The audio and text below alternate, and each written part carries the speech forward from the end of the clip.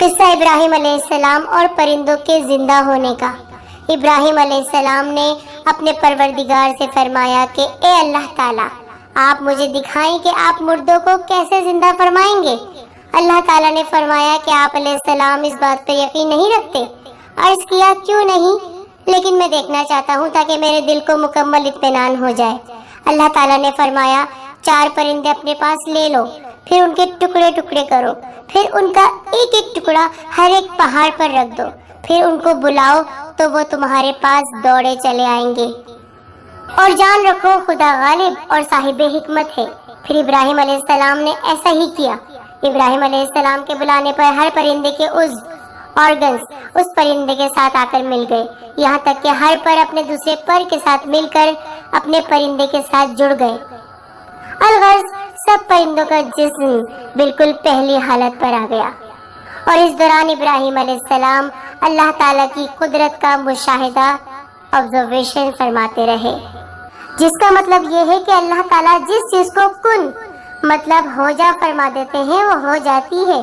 اور غور کا مقام یہ ہے کہ وہ پرندے سب کے سب دوڑتے ہوئے حضرت ابراہیم علیہ السلام کے پاس آئے تھے، اڑ اڑ کر نہیں، تاکہ وہ ان کی حالت کو اچھی طرح دیکھ لیں۔ حضرت ابراہیم علیہ السلام کو حکم ملا تھا کہ وہ صرف پرندوں کے سر اپنے ہاتھ میں رکھیں، جس سے ہر پرندے کا جسم ان کے پاس پہنچا۔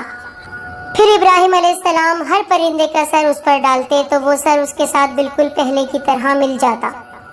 بے شک اللہ تعالیٰ کے سوا کوئی معبود نہیں جو یہ سب کچھ کرنے کی قدرت رکھتا ہے، اور بے شک ابراہیم علیہ السلام اللہ تعالیٰ کی قدرت کا یقین رکھتے تھے کہ وہ مردوں کو زندہ کر سکتا ہے، جس میں ان کو کوئی شک نہیں تھا، لیکن انہوں نے اپنی آنکھوں سے سب دیکھنا پسند کیا تاکہ علم الیقین عین الیقین میں بدل جائے۔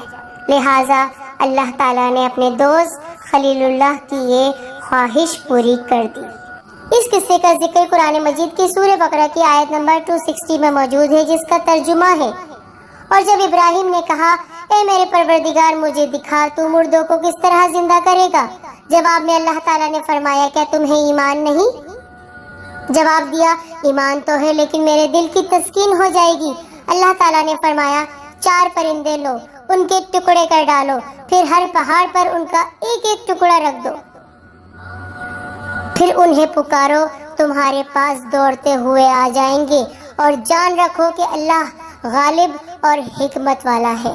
اور جب ابراہیم علیہ السلام نے عرض کیا کہ یقین کیوں نہیں مگر میں یہ چاہتا ہوں کہ میرے دل کو قرار آ جائے، حضرت ابن عباس رضی اللہ تعالیٰ عنہ نے فرمایا کہ اس بات سے معنی یہ ہے کہ اس علامت سے میرے دل کو تسکین ہو جائے کہ تو نے مجھے اپنا خلیل یعنی دوست بنایا۔ اور ساتھ ساتھ ہم یہ بھی بتاتے چلیں کہ وہ 4 پرندے کون سے تھے۔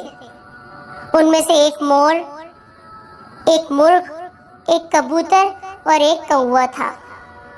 اچھی بات دوسروں تک پہنچانا صدقہ جاریہ ہے، تو آپ جتنا ہو سکے ہماری ویڈیوز کو ضرور شیئر کیجیے اور اس صدقہ جاریہ میں شامل ہو جائیے۔ شکریہ۔